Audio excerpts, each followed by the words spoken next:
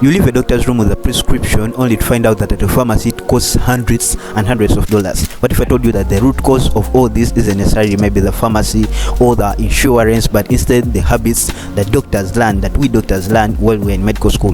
This one isn't necessarily maybe about that maybe a doctor is being bad or something like that, but it's a systemic syndrome, things that we learn in medical school that actually like proceed up as we work or as throughout our career. If at all maybe we don't like develop some form of consciousness about it, this video isn't actually necessarily attacking any doctor or necessarily attacking the profession, but it's just giving information that maybe a patient needs, and even maybe someone who is practicing may need to correct on to the things that they are doing. Please, you can continue with this video. And so could you be asking yourself who I am? Yep, I'm your lady. I'm a medical student, and this channel I entirely major onto medical courses and help you cut on your healthy expenses as much as possible. So I'm your friend who really prefers seeing you healthier at a very, very, very low cost. Of course, medical costs have been quite high, and everyone just cries hospital admissions, expense on meds and everything like that. But there are several solutions actually that maybe a number of people haven't been able to identify. And so here teach you just how to manage your healthy expenses and money that you had planned for medical expenses, and how to modulate it, and maybe probably you develop it and maybe use it to develop other things, maybe invest in different platforms, maybe stocks and everything like that, so as maybe you can grow financially, or you're not into a state of financial threat, that thing of financial insecurity, something like that. So let's dive into the habits that I learned or I got into realize the practice. And these are costly habits. They're not costly maybe to the doctors, but literally they are so costly to the patient. So the number one habit is the brand name default. We often reach for drugs that are so familiar that we learned into medical school, drugs that are way often being talked about. When you see your senior or a doctor or professor, your senior prescribing a certain drug, even though it's just a brand name, not necessarily the generic name, we just adopt to that, and we end up prescribing the same drugs, even as practicing 10 years later, 20 years later, just I don't know, because that's what we are used to. It's so familiar, so we feel it's more available and like that, but we don't really mind of how it can cost like a patient or something like that, whether the patient can really afford it, or maybe we just do it. Okay, well, you just find ourselves doing it, but not necessarily that maybe we are really like, I don't know, we want you to suffer as a patient, but we are into the system, so we just adopted to the system. So maybe if you've walked into the doctor's room and now you've seen like a drug, or you have been prescribed a drug just like that, and maybe probably you could be having a clue of what the drug is, or is a brand name or generic. So if at all you're not having an idea like that, you have to ask your doctor, could this be the brand name of this drug or a generic one? So if at all maybe it's a brand, maybe it's honest enough and tells you that this is a brand name of the drug, be like, okay, simple, and you like, could that be generic form of these drugs that maybe I can purchase or something like that? Of course you will look it out and find it for you, though that maybe we are not so familiar with these other drugs, but we find out that the drugs that we are prescribing are the ones that we are well versed with, we are used to, so we end up prescribing that. But if at all maybe you're concerned and you try to ask,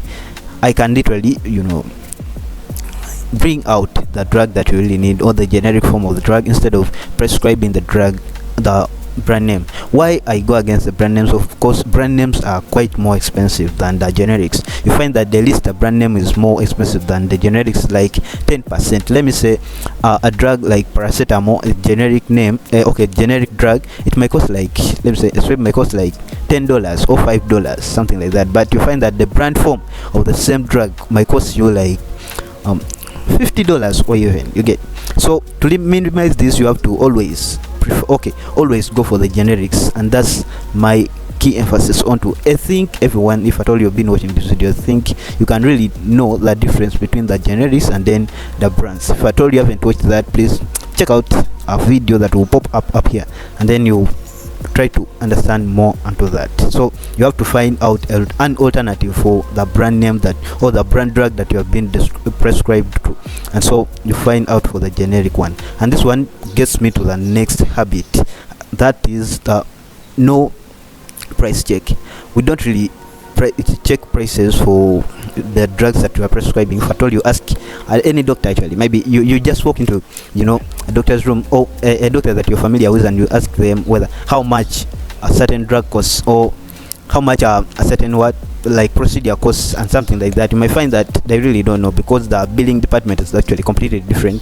At times we are lazy to check out, to confirm how much like specific insurance companies charge for a certain maybe medication or a certain procedure, something like that. So we just write it, go do this, go do this, go do this lab test, go do this form of imaging, maybe MRI, CT and something like that, without even considering the pocket of the patient. And okay, at times we just do it like I don't know, but we find that maybe the price part is not maybe my concern as a doctor. My concern is to get you better, you get to see you that you're doing much more better. But of course there are always cheaper alternatives. If I told you talk to the patient, like I come and I negotiate with you, and I maybe not necessarily even negotiating, but I talk to you and then you explain what you like can afford. Of course, if I told maybe I was considering to do an MRI, and I can maybe shift to do a CT scan. If I told maybe they all work the same, you get for that.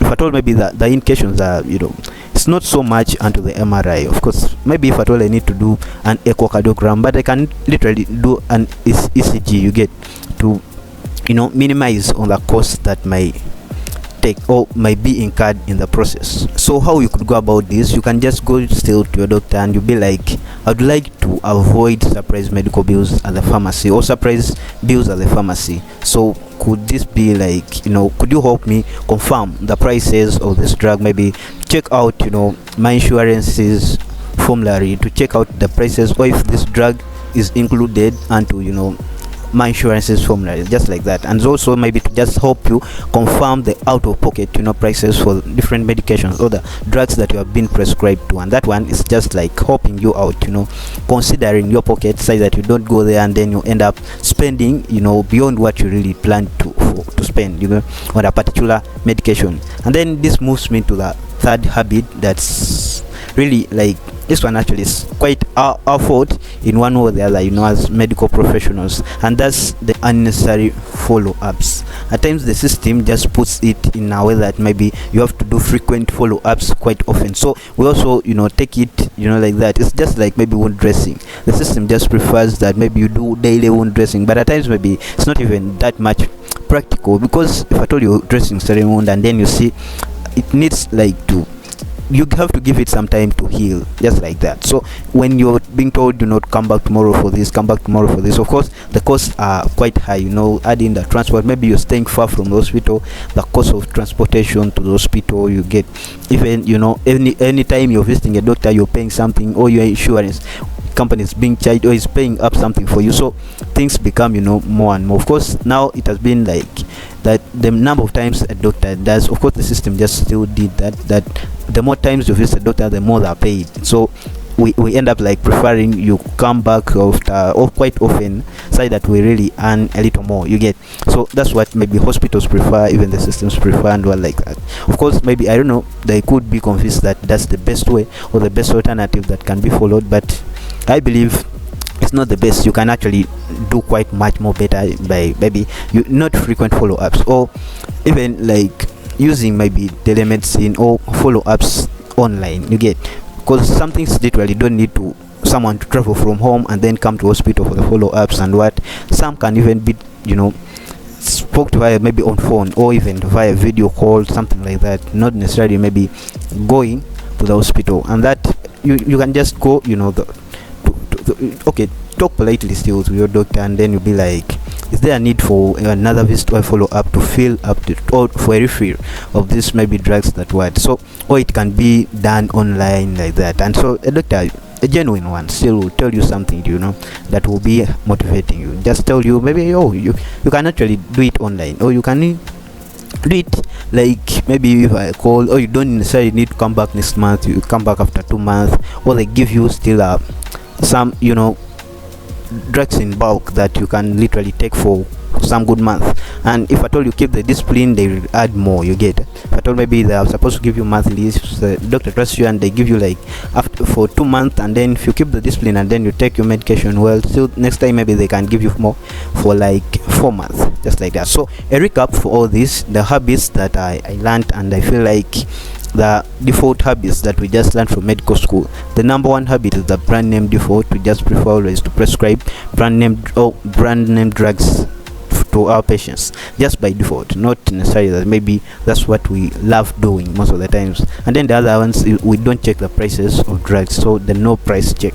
And then the last habit is the unnecessary follow-ups. These ones are not necessarily like the essential follow-ups, and then those follow-ups that are really not so essential for the care of the patient.